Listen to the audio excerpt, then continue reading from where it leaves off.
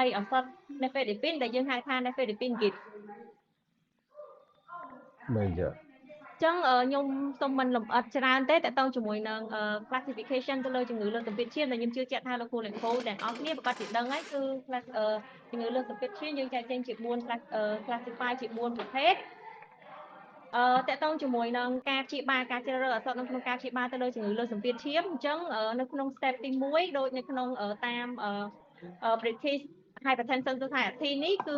នៅក្នុង step ទី1ការជ្រើសរើសថ្នាំសម្រាប់អ្នកជំងឺដែលមានជំងឺលើសសម្ពាធឈាមគាត់មានអាយុតិចជាង55ឆ្នាំអញ្ចឹងគឺគេណែនាំឲ្យគាត់អាច start ជាមួយនឹងក្រុមថ្នាំ ACE នៅក្នុងករណីដែលអ្នកជំងឺគាត់មានវ័យចំណាស់គាត់ចាស់ហើយចាប់ពី55ឆ្នាំអីឡើងទៅអញ្ចឹងគាត់អាច start ជាមួយនឹងក្រុម CCB បានដែលនៅក្នុងនោះគឺមានអាដាឡាតគឺនៅហ្វីលីពីននៅក្នុងក្រុម CCB អញ្ចឹងនេះគឺជាគ្រាប់ថ្នាំរបស់អាដាឡាតដូចលោកគ្រូអ្នកគ្រូឃើញនៅក្នុង slide នេះអញ្ចឹងគឺអាដាឡាតប្រើមួយថ្ងៃតែម្ដងទេសម្រាប់ព្យាបាលទៅលើជំងឺលើសសម្ពាធឈាមក៏ដូចជាព្យាបាលទៅលើជំងឺ coronary heart disease តកតងជាមួយនឹងការព្យាបាលគឺអាដាឡាតប្រើមួយថ្ងៃតែម្ដងទេអាចគ្រប់គ្រងសម្ពាធឈាមបាន24ម៉ោងហើយជាលទ្ធផលសម្រាប់ការព្យាបាលជាមួយអាដាឡាតក៏ល្អប្រសើរបើសិនជាប្រៀបធៀបជាមួយនឹង anti hypertension ផ្សេងៗទៀតតកតងជាមួយនឹង clinical study support ការប្រើប្រាស់ជាមួយអាដាឡាតក៏មានការសិក្សាជាច្រើនដែល support ទៅលើការព្យាបាលរបស់អាដាឡាតដែរនេះគឺជាការវិវត្តរបស់ឱសថអាដាឡាតខ្ញុំជឿថាលោកគ្រូអ្នកគ្រូភាគច្រើនបានស្គាល់ភាគច្រើនគឺអាដាឡាតដាក់ក្រោមដាតព្រោះមុនចាប់ផ្ដើមកម្មវិធីខ្ញុំបានជួបលោកគ្រូអ្នកគ្រូច្រើនដែរនៅខាងក្រោមគាត់សួរទៅលើអាដាឡាតអាតុនដាក់ក៏លេខទូចហ្នឹងហើយអាហ្នឹងគឺទម្រង់ដំបូងនៅពេលដែលគាត់ឆ្នាំពួកនេះហ្វីលីពីនត្រូវបានចេញលក់ដំបូងគឺនៅក្នុងទម្រង់ជា capsid ដោយលោកគ្រូអ្នកគ្រូឃើញនៅលើ slide នេះអញ្ចឹងគឺពណ៌លឿងហ្នឹងគឺនៅក្នុងហ្នឹងគឺមានហ្វីលីពីន20មីលីក្រាមប៉ុន្តែអ្នកជំងឺប្រើក្នុងមួយថ្ងៃត្រូវប្រើដល់តែ3ដងអញ្ចឹងដោយសារតែតកតងជាមួយនឹងគោលការណ៍នៅក្នុងគោលដៅនៅក្នុងការព្យាបាលរបស់អ្នកជំងឺលើសសម្ពាធឈាមជឿថាលោកគ្រូអ្នកគ្រូអត់ចង់ឲ្យអ្នកជំងឺប្រើច្រើនដងនៅក្នុងមួយថ្ងៃទេអញ្ចឹងក៏មានការវិវត្តបន្តមកទៀតគឺគេធ្វើការវិវត្តទៅលើគ្រាប់ថ្នាំគឺចាប់ផ្ដើមធ្វើទៅលើនៅហ្វីលីពីនរ៉េតាតតែអ្នកជំងឺត្រូវប្រើមួយថ្ងៃ2ដងនៅក្នុងហ្នឹងគឺមាននៅហ្វីលីពីន20មីលីក្រាមហើយការវិវត្តចុងក្រោយគឺអាដាឡាត LA ដែលនៅក្នុងហ្នឹងគឺមាន2លេខគឺមានលេខ30និងលេខ60ប៉ុន្តែសម្រាប់available នៅក្នុងស្រុកខ្មែរយើងគឺ Labo DKS ក្រុមហ៊ុន DKSH យើងចែកចាយគឺមានតែ30មីលីក្រាមឯងអញ្ចឹងនេះគឺជាគ្រាប់ថ្នាំបច្ចេកទេសថ្មីដែលវិវត្តចុងក្រោយគឺដោយលោកគ្រូអ្នកគ្រូបានឃើញនៅលើ slide នេះអញ្ចឹងគ្រាប់ថ្នាំរបស់អាដាឡាតរៀងខុសពីថ្នាំផ្សេងៗបន្តិចជា tablet ដូចគ្នាប៉ុន្តែគ្រាប់ថ្នាំអាចនឹងរៀងខុសគ្នាអញ្ចឹងដូចលោកគ្រូឃើញនៅក្នុងនេះគឺមានស្រទាប់ខាងក្រៅហើយនៅក្នុងនេះគឺមាននៅហ្វីលីពីនដែលលោកគ្រូអ្នកគ្រូឃើញពណ៌លឿងនេះគឺជាសារធាតុសកម្មរបស់នៅហ្វីលីពីនហើយនៅខាងក្រោមនេះយើងហៅថាថាំអញ្ចឹងហេតុអីថាវាដំណើរការនៅក្នុងគ្រាប់ថ្នាំនឹងមិនអញ្ចឹងនៅលើគ្រាប់ថ្នាំនេះគឺសបកខាងក្រៅគឺមានចោះរុនទូចមួយសម្រាប់ឲ្យនៅហ្វីលីពីនចេញនៅពេលដែលលេបចូលទៅដល់កាពះគឺចាប់ផ្ដើមមាន action ថ្នាំចាប់ផ្ដើម release ហើយនៅពេលដែលត្រូវជាមួយនឹងអាស៊ីតកាពះ water ត្រូវមួយសារធាតុទឹកអីអាថាំនៅខាងក្រោមចាប់ផ្ដើមរីកដើម្បីឲ្យមានសម្ពាធរុញសារធាតុនៅហ្វីលីពីនចេញតាមរុនខាងលើដែលគេបានចោះនឹងចឹងខ្ញុំក៏មានវីដេអូបញ្ជាក់ជូនលោកគ្រូអ្នកគ្រូដែរលោកគ្រូអ្នកគ្រូអាចអញ្ជើញទស្សនាទៅលើវីដេអូខាងមុខបាន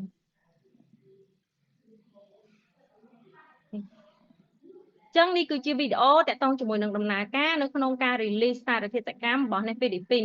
នៅក្នុងគ្រាប់ថ្នាំអាដាឡាត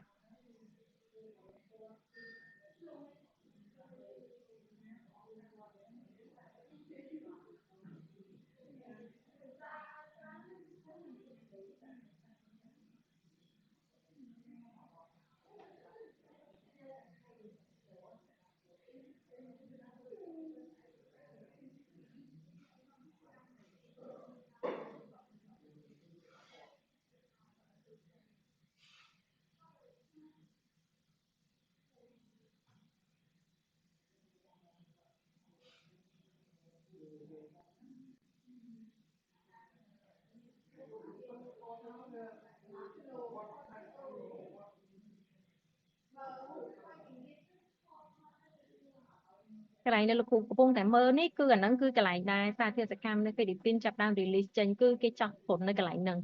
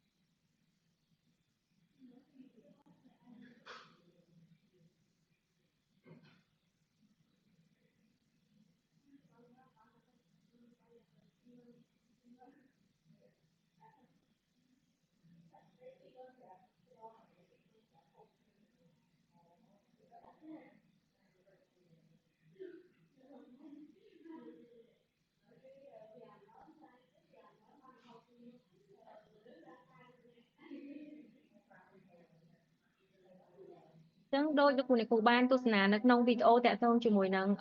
កម្មភាពrelease របស់អាដាឡាតអញ្ចឹងគឺដោយសារតែ molecule នៃហ្វេលីពីនគឺមាន half life ខ្លីអញ្ចឹងហើយទើបធ្វើឲ្យមានការសិក្សាជាបន្តបន្ទាប់រហូតដល់មានការសិក្សាចុងក្រោយហ្នឹងគឺបច្ចេកទេសនៅក្នុងការធ្វើជានៃហ្វេលីពីន kit ដើម្បីឲ្យaction របស់អាដាឡាតអាច release ដងបន្តិចដើម្បីឲ្យការគ្រប់គ្រងសម្ពាធឈាមរបស់អ្នកជំងឺបានថេរហើយបាន24ម៉ោងចឹងតកតងជាមួយនឹងការ compare ទៅលើmolecule antihypertension ផ្សេងទៀតនៅក្នុងនេះគឺជាការសិក្សាដែលប្រៀបធៀបរវាងការប្រើប្រាស់ទៅលើអាដាឡាតធៀបជាមួយនឹង molecule amlodipine ចឹងឃើញថាតកតងជាមួយនឹងប្រសិទ្ធភាពនៅក្នុងការ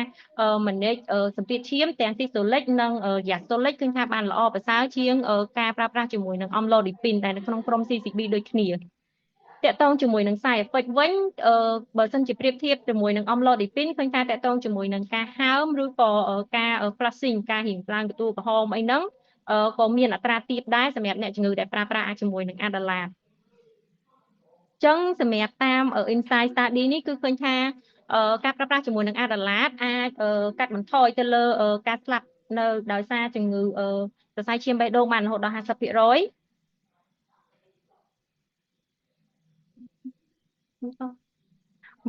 ចប់អូខេចិត្តជួងទៅ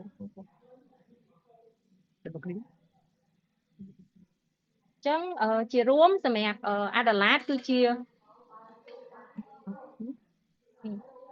ជារួមសម្រាប់អាដាឡាតាមរយៈបច្ចេកទេសចុងក្រោយគឺនៅពេលដែលពីនហ្គីតហ្នឹងគឺជាបច្ចេកទេសចុងក្រោយដែលអាចជួយឲ្យការប្រើប្រាស់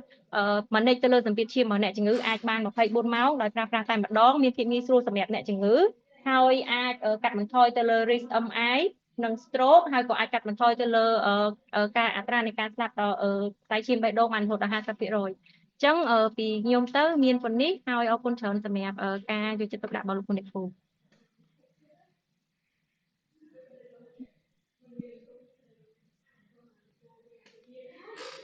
ចុងក្រោយសូមអញ្ជើញក្រុមហ៊ុ